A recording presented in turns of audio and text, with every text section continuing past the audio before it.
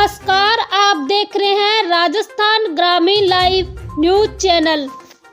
जोधपुर जिले की पंचायत समिति बिलाड़ा के अंतर्गत आने वाली ग्राम सेवा सहकारी समिति लिमिटेड जेतीवास के नवनिर्वाचित अध्यक्ष अन्नाराम सिरवी ने प्रेस वार्ता में बताया कि काश्तकारों को समय पर खाद व बीज नहीं मिलता, जिससे काश्तकारों को काफी समस्याओं का सामना करना पड़ता है। आइए सुनते हैं संवाददाता वीर सिंह राय के साथ अध्यक्ष अन्नाराम सिरवी के अपने विचारों को। नमस्कार, आप देख रहे हो राजस्थान लाइव। मैं आपके साथ संवाददाता वीर सिंह। तो आज हम पहुंच चुके हैं दी ग्राम सेवा सहकारी समिति जेतीवास, पंचायत समिति बिलाड़ा, जिला जोधपुर, जो यहाँ के नवनिर्वाचित अध्यक्ष बने हैं।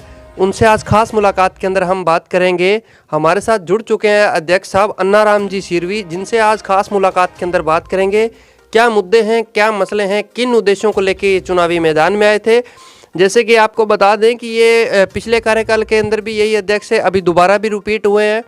तो जनता ने इन पे विश्वास करके इनको एक बार पुनः ग्राम सेवा सहकारी समिति अध्यक्ष पद की बागडोर संभाला दी है। तो अपने इनसे बात करेंगे। अध्यक्ष साहब, पहले तो हमारी पूरी टीम की तरफ से आपको बहुत बहुत बधाई हो। आपको बार बार बधाई हो सर जी। तो अध्यक्ष साहब, बात करें, आपने भी देखा कि पिछले दिनों में चुनावी सरगर्मियां काफ़ी तेज थी।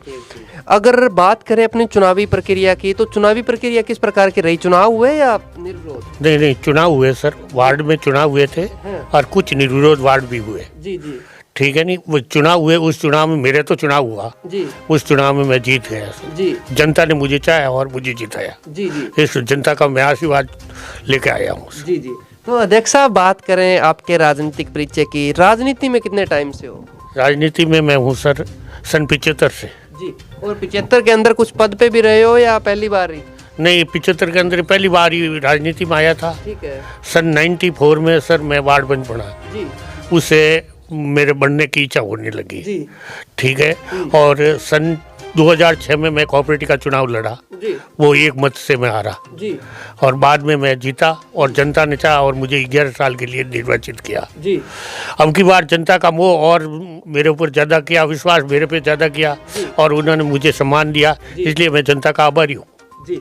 तो जैसे कि बात करें, अध्यक्ष साहब काफ़ी लंबे टाइम से राजनीति में है और इन्होंने जैसे पद पे भी रहे, वार्ड पंच भी रहे हैं, और अगर बात की जाए तो पिछले कार्यकाल के अंदर कोऑपरेटिव सोसाइटी जेतीवास के अध्यक्ष बने हैं और अब दोबारा रिपीट होकर फिर दोबारा एक बार शुरुआती दौर के अंदर फिर अध्यक्ष बन गए नए साल के अंदर भी। जैसे कि अगर बात करें अध्यक्ष साहब, अपनी ग्राम सेवा सहकारी समिति के अंदर मुद्दे तो बहुत होते हैं। अगर देखा जाए, सबसे बड़े जो ये किसान की संस्था है सहकार, जय सहकार जय जवान, तो बात की जाए अपने सहकारिता के अंदर किसान की समस्या क्या आ रही है?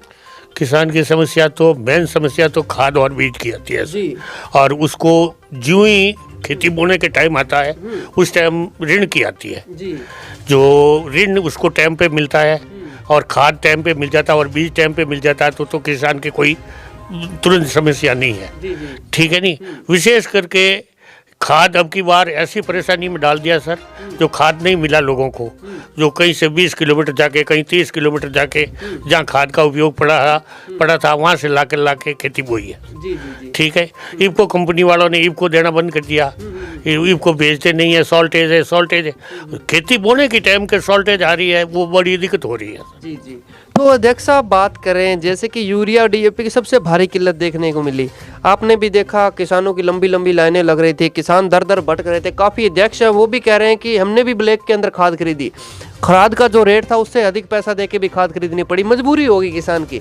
और अध्यक्ष साहब, अब अपने बात करें जो नैनो यूरिया है, नैनो यूरिया का किसान अपने विरोध कर रहे हैं या शांतिपूर्ण ले रहे हैं? नैनो यूरिया है सर लिक्विड में। जी।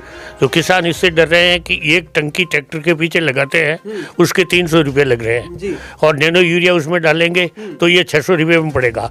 ये बाहर के लिए नैनो यूरिया से डर रहे हैं। जी जी। बाकी नैनो यूरिया तो फर्स्ट क्लास चीज़ है सर। जी जी। ठीक है।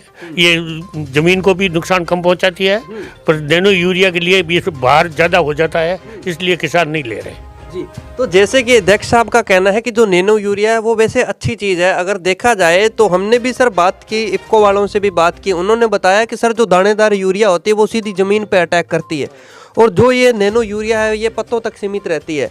तो ये किसान को भी बहुत जल्दी समझना पड़ेगा और आने वाले दिनों में इसका उपयोग भी करना पड़ेगा। तो अध्यक्ष साहब, बात करें अपने किसानों की एक और समस्या की, आपने भी देखा, हम भी देखते आ रहे हैं, किसानों का जो इंश्योरेंस का पैसा है वो किसानों का पैसा तो काट लिया जाता है समिति स्तर पे, जब बात मुआवजे की आती है उस टाइम मुआवजा नहीं मिलता। इसके ऊपर क्या कहना चाहोगे? इसके ऊपर तो ये तो अत्याचार हो रहा है सर, इतना अत्याचार हो रहा है कि किसान आई साल ऋण लेता है, तब मैनेजर और वो अधिकारी उनके पैसे उनमें से काट लेते हैं। और किसान को तो ये पता है कि 30,000 का लोन लिया, 30,000 में से उसके 500 रुपये इंश्योरेंस के कट लिए। ठीक है, किसान को पता होते हुए भी पूछता है तो कहता है इंश्योरेंस कट दिया, और वो इंश्योरेंस 6 साल तक कभी एक पैसा भी नहीं आता है। और 6 साल में एक बार अगर मुंह मीठा करवा दे शक्कर के दाने से तो उससे कुछ नहीं होने का नहीं है। वो किसान के 6 साल के पैसे जो कटे वही पैसे सहित एक बार में वापस मिलते हैं, बाकी इंश्योरेंस का नाम ही नहीं है। जी जी जी। तो अध्यक्ष साहब, जैसे आपने भी देखा कि क्या होता है कि जब मान लीजिए आज अपनी फसल खराब हो गई और आप अपने देखते हैं कि जो अपना इंश्योरेंस का पैसा वो तो समिति स्तर पे काट लेते हैं, जब बात मुआवजे की आती है वो फिर जिले लेवल के हिसाब से देखते हैं। इस चीज़ के ऊपर क्या कहना चाहोगे आप?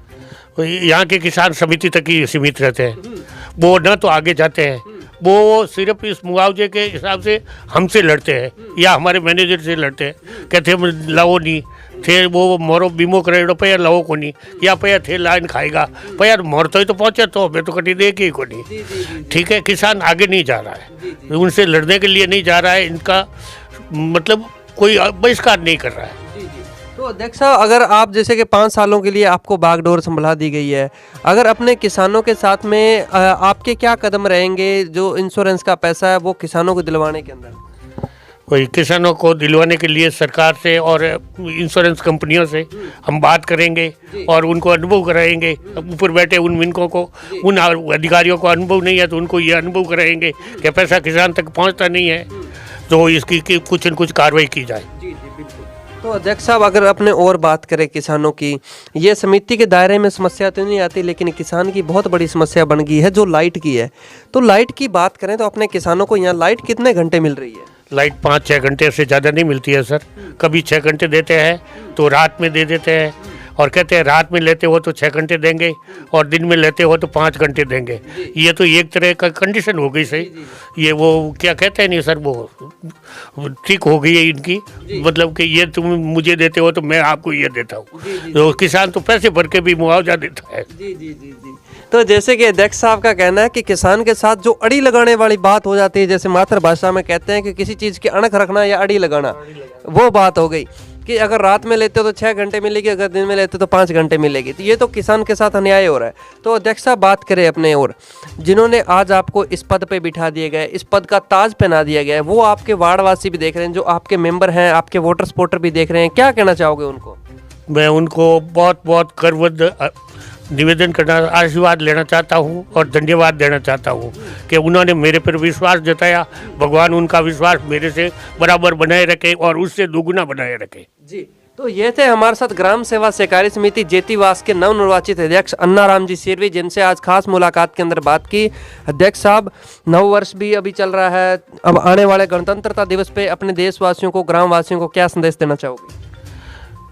ग्रामवासियों को और देशवासियों को संदेश यही देंगे कि बच्चों को पढ़ाओ, ज़्यादा से ज़्यादा से ज़्यादा बच्चों को स्कूल में एडमिशन दे रहो और प्राइवेट स्कूलों में मत रहो। किसानों के पास पैसा तो है नहीं और एडमिशन स्कूलों में फीसें ज़्यादा लग रही है, राजकीय स्कूल में भर्ती करो और पढ़ाओ, और ज़्यादा से ज़्यादा मेरा यही संदेश होगा। और सरकार से मैं ये निवेदन करूँगा कि कम से कम खाद की कमी तो, मेरे खाद और बीज की कमी तो कुछ सोसाइटियों में मत रखा करो। जी जी, बिल्कुल बिल्कुल। तो ये थे हमारे साथ अन्नाराम जी, जिनसे आज खास मुलाकात के अंदर बात की। अध्यक्ष साहब, आपने भी हमें 10 मिनट टाइम दिया, आपका भी बहुत बहुत धन्यवाद। आपका धन्यवाद है, बार बार धन्यवाद। जी शुक्रिया सर।